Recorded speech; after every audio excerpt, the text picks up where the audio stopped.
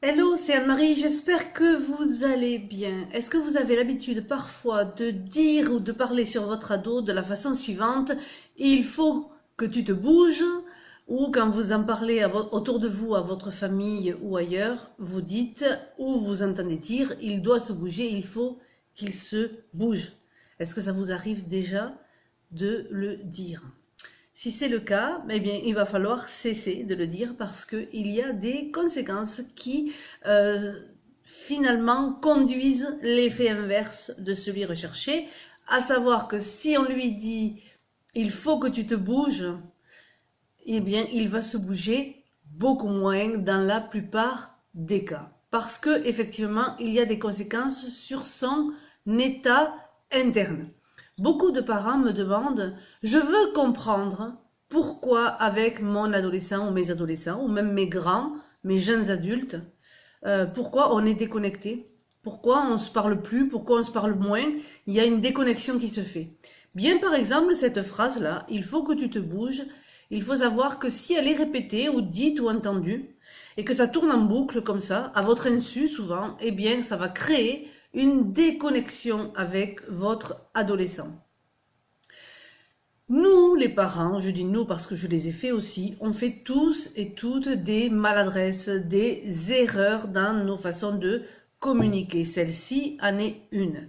En même temps, il faut bien aussi se mettre à la place du parent, le comprendre, qu'il lui constate qu'il, notamment s'il travaille toute la journée, donc il constate que son adolescent ou son adolescente ne sait pas bouger, Bon là, en l'occurrence, je prends l'exemple d'un jeune qui ne sait pas bouger pour trouver son stage en entreprise, d'un jeune de 16 ans et demi, et le parent qui rentre le soir et qui voit que l'adolescent n'a rien fait pour sa recherche de stage, eh bien ça met le parent en difficulté, c'est-à-dire qu'il vit des états émotionnels. Je regarde mes notes pour être sûre de rien oublier.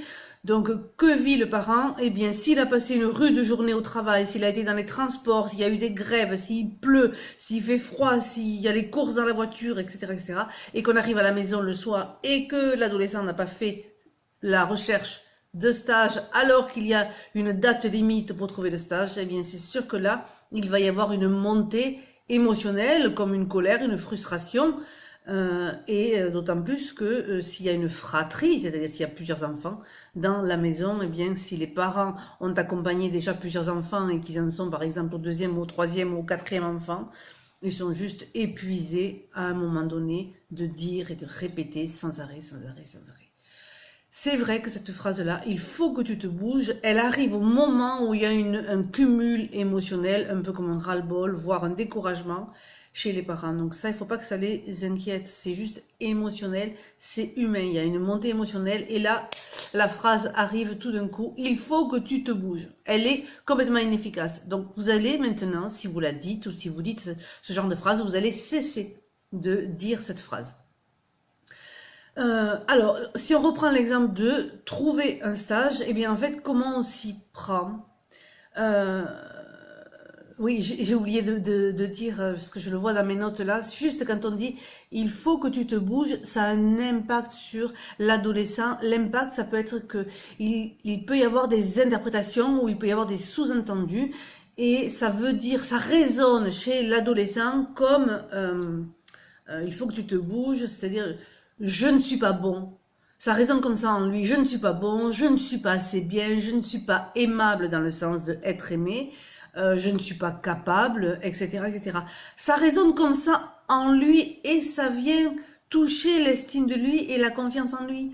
Ça va le décourager un peu plus, voire le faire décrocher.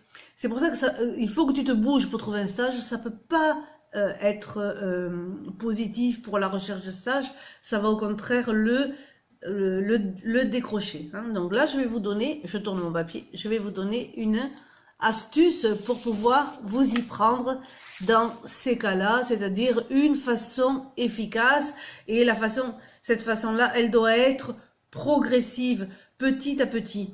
Parce que il y a une croyance limitative, on croit qu'à partir d'un certain âge, on va dire 14 ans, 15 ans, 16 ans, c'est terminé. L'adolescent n'a plus besoin de ses parents pour pouvoir être accompagné. Il doit se débrouiller tout seul parce que c'est comme ça. Dans notre société, il y a des normes et la norme, c'est que l'adolescent doit se débrouiller tout seul à 14, à 15, à 16 ans.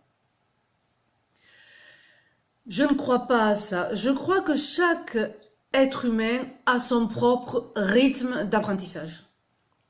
Il y a des jeunes qui sont autonomes à 14, qui sont autonomes à 15, à 16, à 18. Et en fait, nous, le rôle des parents, c'est de leur permettre cette autonomie progressive pour qu'ils se mobilisent petit à petit. Donc, ce que je crois, c'est que si un jeune a 16 ans et demi, il n'a pas trouvé son stage, c'est qu'il faut aller voir quels sont ses blocages, qu'est-ce qui résiste. Peut-être il a peur de ne pas savoir se présenter, peut-être il a peur de ne pas savoir quoi dire, peut-être ça ne lui plaît pas vraiment, mais il n'ose pas le dire. Peut-être qu'il ne sait pas comment s'y prendre, c'est un... J'allais dire un process, je me crois, d'entreprise de nouveau, mais c'est une méthode qu'il n'a pas.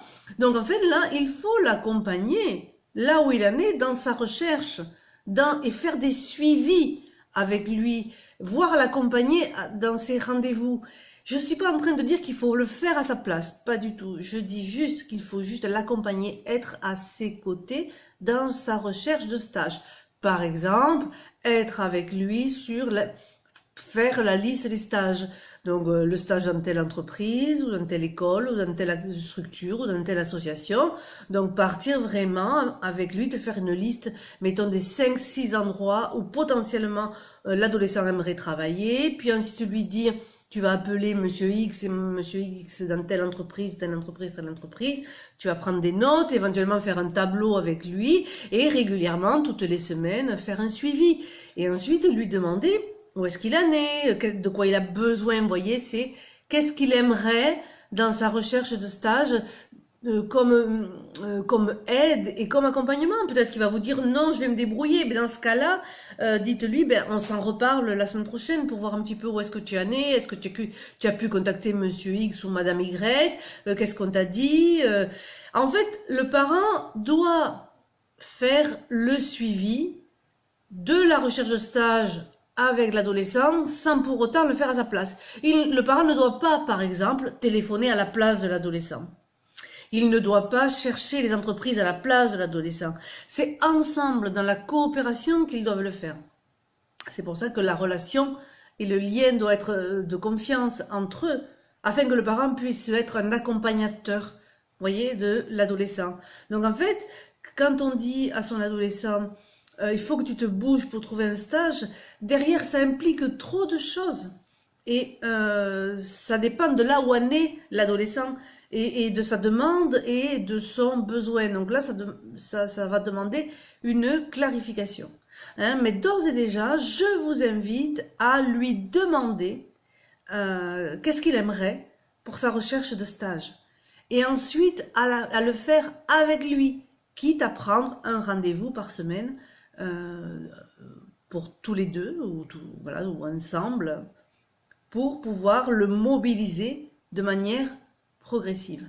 Voilà, je vous offre cette capsule vidéo pour vous montrer qu'en communication, la posture du parent doit être d'être un parent mobilisateur du potentiel de son adolescent et surtout pas un parent qui est dans il faut que tu te bouges. Voyez, donc si vous le dites, vous le dites plus, hein, vous faites attention et vous l'accompagnez de manière progressive. Voilà, c'était Anne-Marie Barrero, j'espère que vous allez bien, je vous dis à très bientôt.